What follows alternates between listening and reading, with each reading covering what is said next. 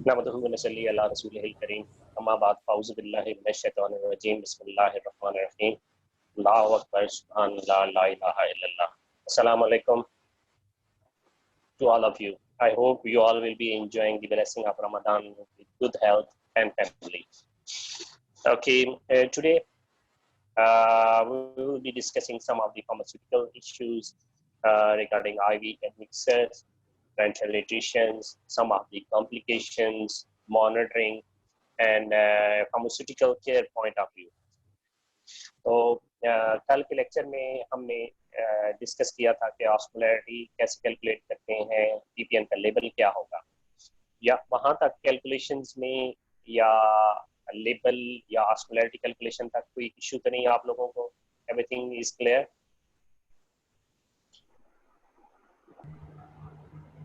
Yes sir. अस्सलाम वालेकुम sir. Sir एक क्वेश्चन था मेरा कि अगर हम आपने जो हमें कैलकुलेशन दिया है हम उसमें अमाइनो प्लाज्मिल यूज करते हैं अपनी मर्जी से, जो मर्जी फॉर्मुलेशन लेके, ठीक है। अब जो हमारा अमाइनो प्लाज्मिल 5% और 10% में है, उनमें क्लोराइड सोडियम जो है वो उनके एमईक्यू नहीं बताए गए। 10% वाले में तो नहीं है, उसमें है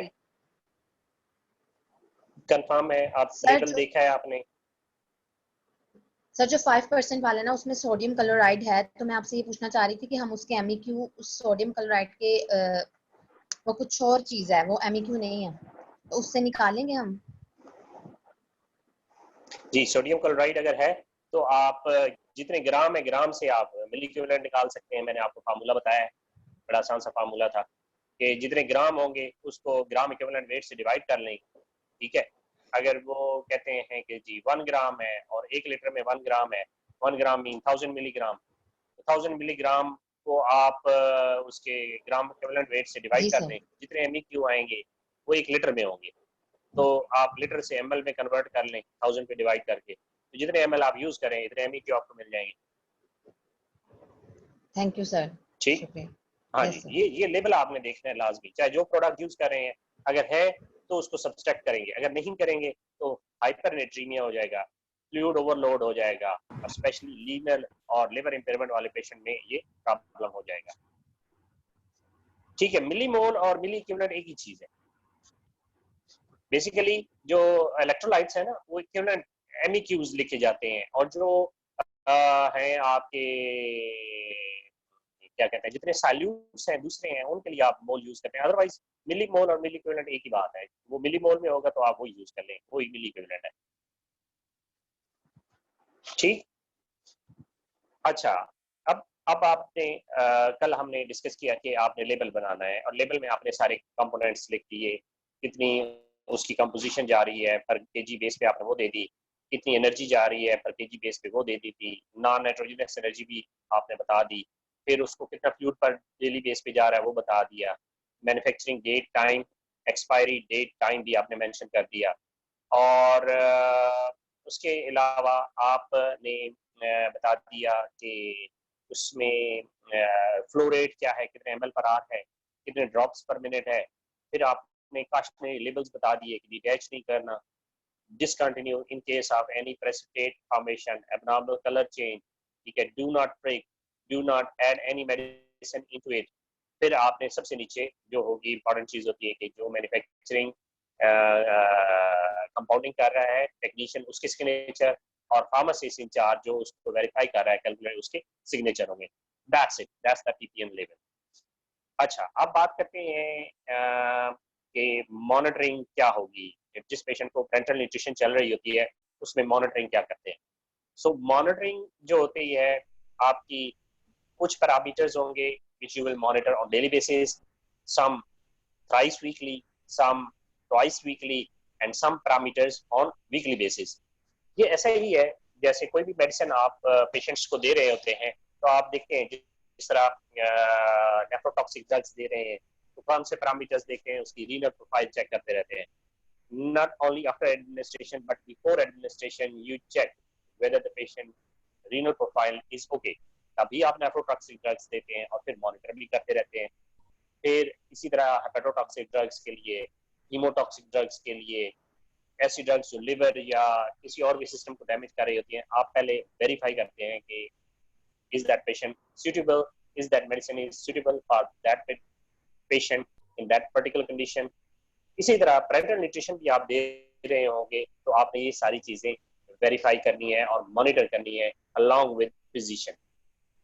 अब जो पैरामीटर्स हैं मॉनिटर करेंगे, फॉर एग्जांपल आप डेली वार्ड पे जाएंगे, जिस पेशेंट को पेरेंटल न्यूट्रिशन चल रही होगी, ना सिर्फ आप अपनी पेरेंटल न्यूट्रिशन की इंटेग्रिटी देखेंगे कि ये प्रॉपर्ली एडमिनिस्टर हो रही है, उसी रेट से हो रही है, कोई डिटैच तो नहीं हुआ, उसका कलर चेंज तो नहीं हुआ, कोई प्रेसिपिटेट फॉर्मेशन तो नहीं हुई। उसके साथ आपने आप पेशेंट प्रोफाइल देखनी है, पेशेंट के साइन, सिम्टम्स और lab profile. Sign, symptoms, lab profile, daily intake, जो उसकी यूरिन आउटपुट होती है, हर चीज उसकी पेशेंट की फाइल में होती है। अगर आप हॉस्पिटल में वार्ड राउंड किए हैं तो वहां पे मेडिकेशन चार्ट होता है फाइल में, लैब जितनी प्रोफाइल्स होती हैं वो एक साइड पे होती हैं, उसके अलावा नर्सिंग चार्ट होता है एक, जिसमें वो टोटल 24 आवर एक्टिविटी मेंशन कर रही होती है कि उसको कुछ दिया है, एनपीओ है या उसने यूरिन पास किया है, स्टूल पास किया, वो सारी टेम्परेचर सारी चीजें उसमें होती हैं। फिर क्लिनिशियन वार्ड राउंड के क्लिनिशियन के कमेंट्स होते हैं कि कोई साइन, सिम्टम्स, कोई मेडिसिन चेंज की है, ऐड की है, वो सारे होते हैं। So you have to review patient file for everything. अब मैं आपको बताता हूँ कौन से पैरामीटर्स हैं, कैसे मॉनिटर करेंगे। Number 1, weight. वेट क्यों मॉनिटर करेंगे? Because one of the main और primary goal of parenteral nutrition is weight gain, anabolism, protein synthesis, positive nitrogen balance. ये सारे एक ही चीज के अल्टरनेटिव नाम है। जब प्रोटीन सेंसिस होगी या पॉजिटिव नाइट्रोजन बैलेंस होगा या एनाबोलिज्म होगी या टिश्यू सेंसिस होगी, how it is represented by weight gain. अब जो वेट गेन होती है आइडियली वो कहते हैं आइडियल केस सिनेरियो में it's like less than half kilogram. It could be 0.25 kilogram और 0.5 kilogram, but it's not like it's a miracle that there will be increase of 1 kilogram or more than 1 kilogram. ऐसा नहीं है कि overnight 1 kilogram वजन बढ़ गया। हाँ, abnormal weight gain हो रहा है, वो क्या इंडिकेट करेगा? फ्लूइड रिटेंशन को। ठीक है, एबनॉर्मली फ्लूइड रिटेंशन होती है या रीनल इंपेयरमेंट होती है, लिवर इंपेयरमेंट होती है, आपने नेफ्रोटिक सिंड्रोम देखा था, ये सारी इंडिकेशन क्या होती हैं?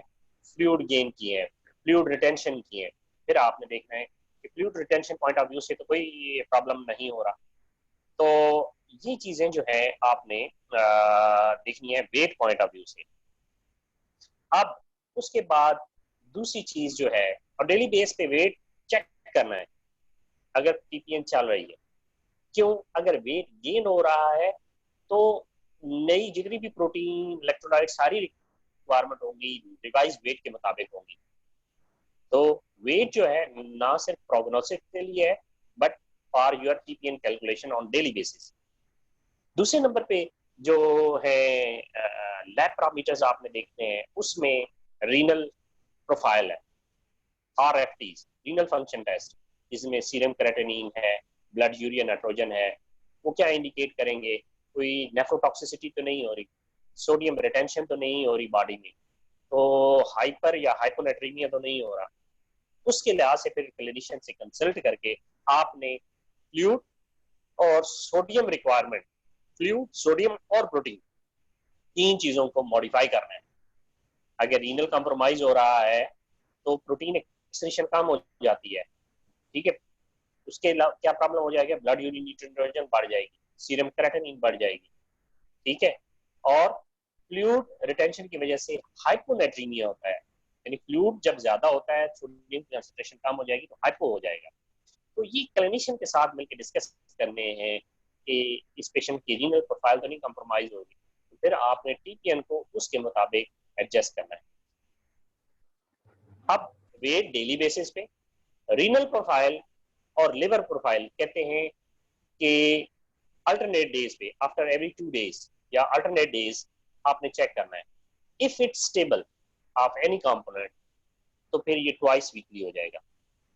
अगर रीनल प्रोफाइल और लिवर प्रोफाइल जिसमें एलएफटीज में आपकी आ जाती हैं ALT, AST, प्रोटीन्स, अगर ये नॉर्मल है टेस्ट तो फिर आप ट्वाइस वीकली पे ले जाएं, अगर नहीं है तो एवरी डे या अल्टरनेट डे पे, unless they are stable and you have to modify your parenteral nutrition according to lab parameters.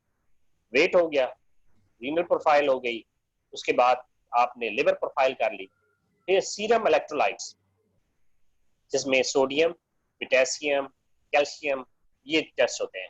अब कुछ समटाइम्स अगर फास्फेट भी जा रहा है तो फास्फेट भी लोग चेक करते हैं। अगर ये भी कहा जाता है कि after 2 days and if stable after every 3 days या ट्वाइस वीकली। तो इलेक्ट्रोलाइट्स बड़े इंपॉर्टेंट होते हैं। Sodium is a major extracellular cation and potassium is intracellular sorry। अब दोनों बड़े सेंसिटिव हैं। Potassium cardiac point of view से बड़ा सेंसिटिव है।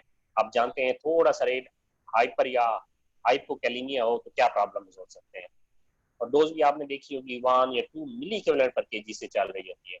So again you have to monitor serum electrolytes. बाकी जो साइन सिम्टम्स हैं, for example difficulty in breathing, oedema, ये साइंस क्या हो सकते हैं? फ्लूइड ओवरलोड के। पेरेंटल न्यूट्रिशन में जी फ्लूइड ही जा रहा है ना, फ्लूइड ओवरलोड के हो सकते हैं, along with sodium retention, along with renal impairment और लिवर इंपेयरमेंट।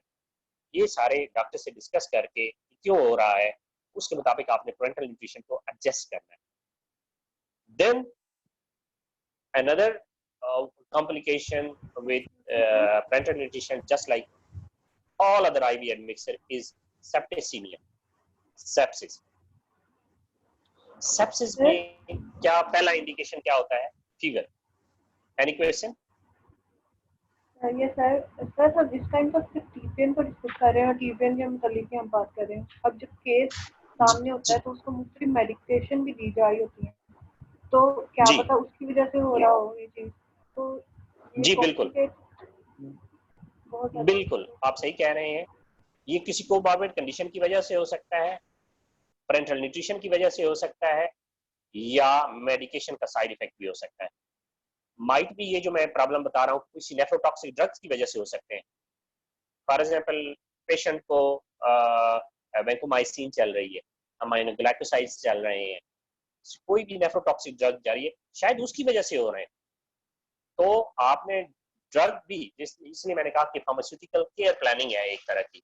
आपने ड्रग्स को भी देखना है कि ये ड्रग की वजह से तो नहीं हो रहा, किसी और सेकेंडरी डिजीज या कोमॉर्बिड कंडीशन की वजह से तो नहीं हो रहा, या आपकी पेरेंटल न्यूट्रिशन की वजह से हो रहा है। किसी भी वजह से हो रहा होगा, आपने जब तक कि वो पेशेंट स्टेबल नहीं होता, न्यूट्रिशन के कंपोनेंट्स एडजस्ट करने होंगे, मॉडिफाई करने होंगे, टेलर करने होंगे according to patient clinical needs.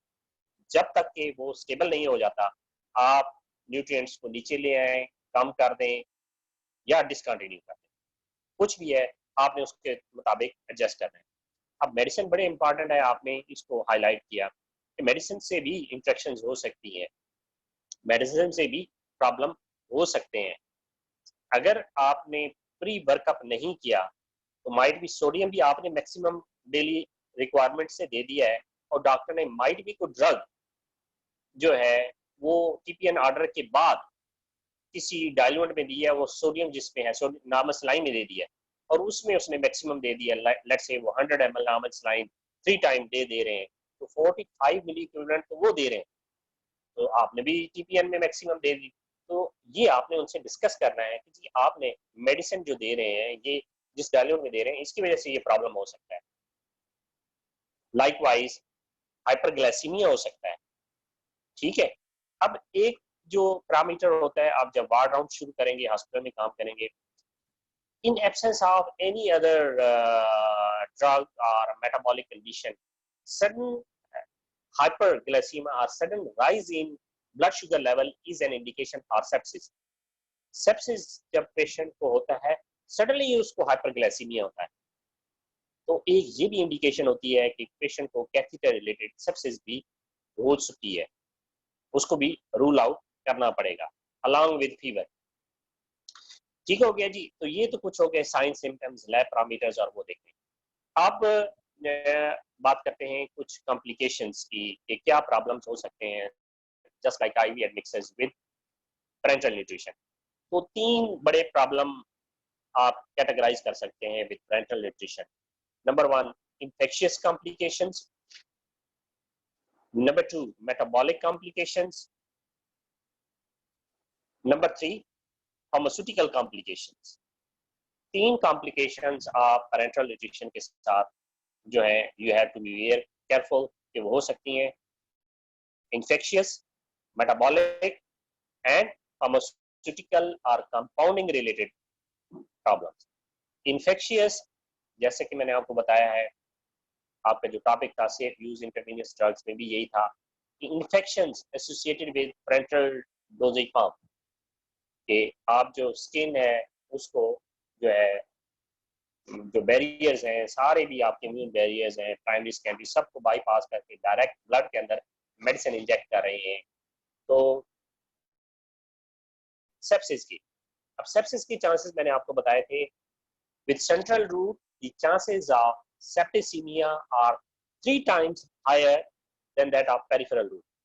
peripheral route से sepsis के चांसेस 3 गुना ज्यादा होते हैं जब सेंट्रल रूट होता है। तो लाइन केयर इसको कहते हैं, it's very important. Line care and during compounding aseptic technique, I repeat, line care is observed by nursing staff, whereas aseptic compounding and dispensing technique is observed by you people during compounding। बड़ी important है in order to minimize the chances of sepsis or septicemia। 2 चीजें। तीसरी चीज, when you are dispensing or compounding parenteral nutrition along with aseptic dispensing technique, जो 10 steps USP के मैंने आपको बताए थे, और इंपॉर्टेंट क्या होता है, you can use syringe filters or inline filters। syringe filters 0.22 micron के जब refill कर रहे होंगे, पेरेंटल न्यूट्रिशन बना रहे होंगे, इनसाइड लैमिनर फ्लो आप यूज करें तो माइक्रोबियल कंटामिनेशन के चांसेस कम होंगे। और इनलाइन फिल्टर्स जब आप जो आईवी सेट लगा के देंगे पेरेंटल न्यूट्रिशन बैग में, वो इनलाइन फिल्टर लगा के देंगे 0.22 माइक्रोन के, तो अगर कोई माइक्रोब चला भी गया है accidentally got access into the TPN bag, वो चांसेस कम होंगे। ठीक, तो ये तो हुआ कि इन्फेक्शियस कॉम्प्लिकेशन। मेटाबॉलिक कॉम्प्लिकेशन वो सारी मैंने आपको बताई, हाइपरनेट्रीमिया, हाइपोनेट्रीमिया, हाइपर और हाइपोकैल्सीमिया। इसी तरह जितने भी हैं आपके फ्लूइड के ओवरलोड हो सकता है, ठीक है, ये सारी हम इनको कहेंगे मेटाबॉलिक कॉम्प्लिकेशन। इनको कैसे मिनिमाइज करना है? Number 1 pre clinical workup. जब पेरेंटल न्यूट्रिशन आपका ऑर्डर आपको मिलेगा तो ऑर्डर को देखें, पेशेंट को देखें, पेशेंट प्रोफाइल को देखें कि उसको मेडिसिन कौन सी चल रही है, कोमॉर्बिड कंडीशन कौन सी है, मेडिसिन क्या क्या है, कहीं इंट्रैक्शन तो नहीं हो रही। ठीक, उसके बाद आप अपनी पेरेंटल न्यूट्रिशन कैलकुलेट करें। Secondly, every day visit the patient in the ward and check his or her signs, symptoms, lab profile, सारी चीजें देखें, तब आप ये मेटाबॉलिक कॉम्प्लिकेशन के chances along with other complication minimise कर सकते हैं। अब तीसरी कॉम्प्लिकेशन जो है उनको हम फार्मास्यूटिकल कॉम्प्लिकेशंस कहते हैं, which are related with compound. अब कंपाउंडिंग में अच्छा एक और मेटाबॉलिक कॉम्प्लिकेशन है, मैं आज आप उसको एक छोटा सा आपने उसको चेक करना है। ये पेरेंटल न्यूट्रिशन जैसे स्टार्ट होती है ये पेशेंट्स को हो सकती है, इसको कहते हैं refeeding syndrome. I repeat, refeeding syndrome. आपने चेक करना है और नेक्स्ट लेक्चर तक आप में से किसी से मैं पूछूंगा रीफीडिंग सिंड्रोम क्या होता है और ये पेरेंटल न्यूट्रिशन में कब और क्यों होता है। So one small assignment is refeeding syndrome. ठीक है जी, ये मेटाबॉलिक कॉम्प्लिकेशन आप ध्यान में रखिएगा। अच्छा, अब हम दोबारा जाते हैं फार्मास्यूटिकल कॉम्प्लिकेशंस। फार्मास्यूटिकल जो कॉम्प्लिकेशंस हैं उसमें ड्यूरिंग कंपाउंडिंग क्या प्रॉब्लम हो सकते हैं। अब आपको अगर याद हो तो हमने डिस्कस किया था कि जो आपकी पेरेंटल न्यूट्रिशन होती है 2 तरह के सिस्टम्स हैं, एक टीएनए टोटल न्यूट्रिएंट मिक्सर या ऑल इन वन कहते हैं, और दूसरा जो होता है उसको कहते हैं 2 in 1 या ग्लूकोज बेस्ड सिस्टम।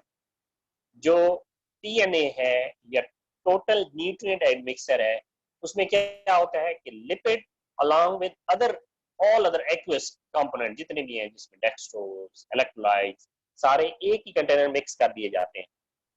जो लिपिड इमल्शन होती है वो मिल्क जैसा है ना, वैसी होती है, और जैसे ही उसको ऐड करते हैं तो टोटल जो बैग होता है उसका कलर जो होता है वो मिल्की हो जाता है। अब जब आप टीएनए बना रहे हैं, उसकी फार्मास्यूटिकल कॉम्प्लिकेशंस क्या हो सकती हैं? इमल्शंस बन गई है तो क्या होगा? Coalescence or breaking, emulsion break हो सकती है, कॉलिसेंस हो सकती है। Number 2, if there is any precipitation, calcium भी आप ऐड कर रहे हैं, फास्फेट भी होता है, कैल्शियम फास्फेट प्रेसिपिटेशन हो सकती है। कैल्शियम या फास्फेट प्रेसिपिटेशन होगी तो टीएनए में नजर नहीं आएगी, वो ओपेक है। ट्रांसपेरेंट जो सोल्यूशन होता है उसमें प्रेसिपिटेट नजर आते हैं, तो पार्टिकुलेट कंटामिनेशन के चांसेस बढ़ जाएंगे। ठीक है, I repeat, particulate contamination due to precipitate or any particulate, चाहे वो रबर है, ग्लास है, वो चला गया है तो उसके चांसेस बढ़ जाएंगे। अब तीसरी चीज, जब टीएनए आप बनाते हैं उसका क्या प्रॉब्लम हो सकता है? उसका ये होगा कि जो ऑयल ग्लोब्यूल्स हैं उनका size is around 1 micron, so you cannot use inline filter of size 0.22 micron। ये जब भी कोई भी पेरेंट्रल चल रही होगी तो ये ज़हन में रखना है आपने कि ऑयल इमल्शन है तो 0.22 माइक्रोन वाले फिल्टर की बात खत्म, आप 1 माइक्रोन या उससे बड़े वाला यूज करेंगे, जिनको हम एंटी माइक्रोबियल फिल्टर नहीं, पार्टिकुलेट मेम्ब्रेन फिल्टर कहते हैं, because they eliminate the chances of particulate contamination. Microbe अगर उसके अंदर है टीएनए का, वो पास हो जाएगा, स्पेशली बैक्टीरिया जो भी है। ठीक है, ये जो है कॉम्प्लिकेशंस या प्रॉब्लम टीएनए के साथ ज्यादा है, टोटल न्यूट्रिएंट एड मिक्सर के साथ ज्यादा है। कौन कौन से? Coalescence breaking. Number 2, if there is precipitate formation, visually you cannot inspect during administration in the ward. Third, you cannot use inline antimicrobial filter। ठीक, लेकिन कुछ फायदे भी हैं। फायदे क्या है कि एक ही कंटेनर होगा, रेट एक ही होगा, पेशेंट को सारे न्यूट्रिएंट्स एक ही, नर्स को कोई मसला नहीं होगा कि उसने 2 लाइन यूज करनी है या वाई साइट एडमिनिस्ट्रेशन करनी है, ये रेट एडजस्ट करने हैं, ऐसा नहीं होगा। जबकि दूसरा जो सिस्टम है उसको कहते हैं ग्लूकोज बेस्ड सिस्टम या 2 in 1। उसमें ये होता है कि all nutrients, aqueous based nutrient एक बैग में होंगे, मेजर में, और लिपिड चाहे उसे अपने कंटेनर में या सिरिंज में या किसी छोटे बैग, जिसको कहते हैं पिगी बैग, PIGGYBAC के, पिगी बैग टेक्निक भी कहते हैं। एक छोटे से कंटेनर में लिपिड अलग, जो उसकी रिक्वायरमेंट हो, बाकी सारे कंटेनर एक बड़े कंटेनर में न्यूट्रिएंट्स, और वाई साइड पे या सेपरेट लाइन में एडमिनिस्टर करेंगे। इस टेक्निक को कहते हैं पिगी बैग एडमिनिस्ट्रेशन टेक्निक। ठीक है, अब इसमें फायदा क्या होगा? इनलाइन फिल्टर आप यूज करें एक्वस बेस्ड सिस्टम में, और जो दूसरा है लिपिड का आप सेपरेट यूज कर रहे हैं, कॉलिसेंस ब्रेकिंग की चांसेस कम होंगे, लेकिन rate related, administration related, trick related chances जो है वो इसमें बढ़ जाते हैं। बट मोस्टली 2 in 1 और glucose system is preferred in our scenarios in Pakistan. अब एक और चीज आती है, आजकल बैग आ रहे हैं पेरेंटल न्यूट्रिशन के स्पेसिफिक, वो एक बैग होता है, उसमें 2 चैम्बर होते हैं या 3 चैम्बर होते हैं। अब 2 चैम्बर ऐसे होंगे कि जितना लिपिड और लिपिड सॉल्युबल विटामिन एक साइड में, बैग एक ही होगा, उसके 2 चैम्बर होंगे, दूसरे चैम्बर में ऐड करेंगे, और एक्वस बेस सारे एक चैम्बर में ऐड करेंगे, and they are administered dispense as such to the wards. At the time of administration उनको प्रेस किया जाता है तो वो चैम्बर उसके दरमियान में होता है, वो ब्रेक हो जाता है, and they are mixed at the time of administration. जितना कम टाइम मिलता है न्यूट्रिएंट्स को या कंपोनेंट्स को to mix with each other, lesser will be the chances of pharmaceutical incompatibility। तो इस तरह के 2 चैम्बर बैग्स, 3 चैम्बर बैग्स आप गूगल कीजिएगा, पेरेंटल न्यूट्रिशन के या आईवी एडमिक्सेंस के कमर्शियली अवेलेबल है, ये भी मेथड यूज होता है। अच्छा, अब कुछ फार्मास्यूटिकल प्रॉब्लम्स मैं आपको बताऊं। कैल्शियम फास्फेट प्रेसिपिटेशन, कैल्शियम भी आप ऐड कर रहे हैं उसी बैग में, फास्फेट भी आप ऐड कर रहे होते हैं समटाइम्स। कैल्शियम और फास्फेट आपस में मिलेंगे तो प्रेसिपिटेट बन जाएंगे। ये कैसे मिनिमाइज करेंगे? मैंने आपको पहली छोटी सी असाइनमेंट दी है, रीफीडिंग सिंड्रोम। दूसरी छोटी सी आपने देखनी है कि कैल्शियम फास्फेट प्रेसिपिटेशन हो जाती है जब एक ही कंटेनर है, इसको कैसे मिनिमाइज करेंगे? मैं 2 इसके सॉल्यूशन है ढूंढने आपने। सॉल्यूशन मैं आपको बता देता हूँ। एक होता है कंपाउंडिंग रिलेटेड और मिक्सिंग रिलेटेड टेक्निक, कि मिक्सिंग के ऑर्डर क्या होगा। Number 2 is there is some ratio between calcium and phosphate in that TPN bag. एक रेशियो भी मेंटेन करनी होती है। अब मैंने दोनों हिंट बता दिए हैं, ये 2 सॉल्यूशंस हैं, देखने आपने कल मुझे ये बताने। ठीक है जी। एंड अब जो है आपकी कंपाउंडिंग से रिलेटेड एक और थर्ड छोटी असाइनमेंट है, आपने कल देखनी है। ये आपको मैं बुक भी बता देता हूँ, clinical pharmacy and therapeutics, Roger Walker में मिल जाएगा। एक रिएक्शन, एक कॉम्प्लिकेशन होती है pharmaceutical with parenteral nutrition is Maillard reaction, MIALLARD, Maillard reaction. ये भी पेरेंटल न्यूट्रिशन में बड़ा कॉमन होता है। तो आज का लेक्चर यहीं पे एंड करते हैं, वाइंड अप करते हैं। कल आपने ये 3 चीजें देख के रखनी है। मैं किसी से भी ड्यूरिंग लेक्चर ये पूछ सकता हूँ, ये छोटी-छोटी बातें। ये लास्ट वाला जी, लास्ट वाला रिपीट पहला था जी, मैं तीनों रिपीट करता हूँ। फर्स्ट, रीफीडिंग सिंड्रोम क्या होता है, कब होता है और क्यों होता है, ये भी आपको रॉजर वाकर में मिल जाएगा। नंबर 2 मैंने आपको कौन सा बताया है जी, जो कॉम्प्लिकेशन थी, कैल्शियम और फॉस्फेट जी। Third one, Maillard reaction, MIALLARD, Maillard reaction. ये भी सही, आपको सबमिट करवानी नहीं, सबमिट ना करवाएं, अपने पास बना रख ले। कल आपकी माइट भी इवैल्यूएशन हो तो ये जितनी असाइनमेंट्स होंगी इसी बेस पे आपकी मार्किंग हो जाएगी। ये बना के अपने पास रख लें। आपके, मैंने पहले भी कहा कि अपने पास अपनी जितनी भी असाइनमेंट है डेट वाइज अपने पास रखते रहें, तो इकट्ठा मैं आपसे लेके इसकी इवैल्यूएशन कर दूंगा। ठीक है जी। ये 3 है, ये कल आपसे डिस्कस भी करेंगे लेक्चर में, और मैं आपसे किसी से पूछ भी सकता हूँ कि ये क्या आप एक्सप्लेन करेंगे। ठीक है जी। यहाँ तक कोई क्वेश्चन, कोई बात आप पूछना चाहते हो? This is all about for today lecture. Inshallah, we will discuss some of the important parameters tomorrow. Sir एक क्वेश्चन है जी।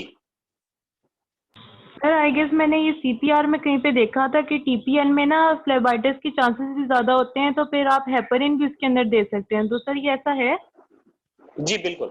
ये कॉम्प्लिकेशंस की हम बात कर रहे हैं। हमने इन्फेक्शियस कॉम्प्लिकेशन की, मेटाबॉलिक या थेरेप्यूटिक आप कह सकते हैं, फार्मास्यूटिकल की, और चौथी कॉम्प्लिकेशन जो आईवी एडमिक्सर के साथ हमने डिस्कस की थी, वो मैकेनिकल हम उनको कह सकते हैं। ये मैकेनिकल कॉम्प्लिकेशन है, एम्बोलिज्म, थ्रोम्बोएम्बोलिज्म, थ्रोम्बोफ्लेबाइटिस और न्यूमोथोरैक्स। मेरा ये था कि मैं ये कल आपसे डिस्कस करूंगा न्यूमोथोरैक्स ये क्या चीजें होती हैं। आपने अब जब क्वेश्चन कर लिया, थ्रोम्बोफ्लेबाइटिस कहते हैं osmolarity mediated inflammation of when. ठीक है। जब पेरिफेरल वेन में हाइपरटोनिक कोई फ्लूइड दे देते हैं तो ऑस्मोलैरिटी मीडिएटेड जो इन्फ्लेमेशन होती है उसको हम कहते हैं थ्रोम्बोफ्लेबाइटिस। और ये बड़ी कॉमन होती है जब कोई भी हाइपरटोनिक फ्लूइड आप पेरिफेरी में दे देंगे, इसको कहते हैं थ्रोम्बोफ्लेबाइटिस। ठीक है।